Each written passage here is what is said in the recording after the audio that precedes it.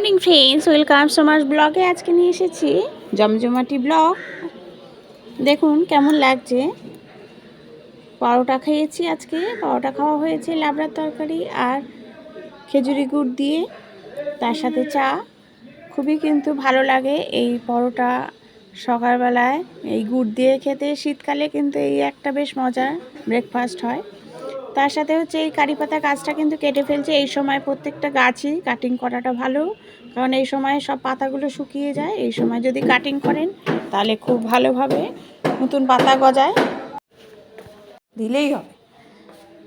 মুসুরির ডালের বড়া করব। মুসুরির ডাল ভিজিয়ে রাখা হয়েছে।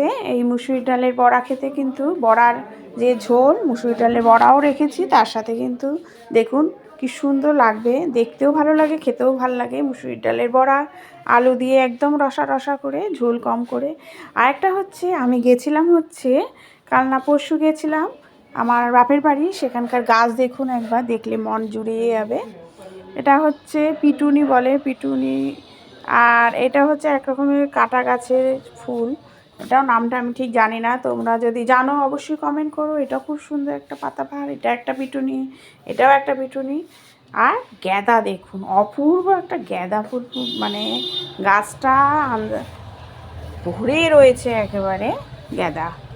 মা কিন্তু খুব সুন্দর এটা করেছে, আমার খুব পছন্দ হয়েছে। পুরো গোছা ভরা গ্যাদা ফুল ফুটে আছে, দেখুন কি সুন্দর লাগবে দেখতে। যারা গাছ লাভার তাদের কিন্তু এই সমস্ত খুবই মন ভরে যায়। দেখুন মা কিন্তু ছাদেই করেছে আমার মতো। আপনাদের সাথে একটু শেয়ার করলাম, মনে হলো। এটাও এক রকমের কিন্তু কাটা গাছের ফুল। এটা নাম আছে, ঠিক গাছগুলোর নাম আমি ঠিক বলতে পারছি না, তোমরা জানলে অবশ্যই কমেন্ট করো। আর ব্লগগুলো যদি ভালো লাগে অবশ্যই কমেন্ট করো। আর বেল আইকনটা একটু প্রেস করে দাও। দেখুন কত রকমের, 3 রকমের পিটুনির কালার আছে এখানে, দেখালাম তোমাদের সাথে। তোমরা ভালো লাগলে ব্লগটা একটু শেয়ার করে দিও আর বেল আইকনটা প্রেস করে দিও। তার সাথে কিন্তু মায়ের কাছে গেছিলাম পিঠে খেতে, মা ডেকেছিল।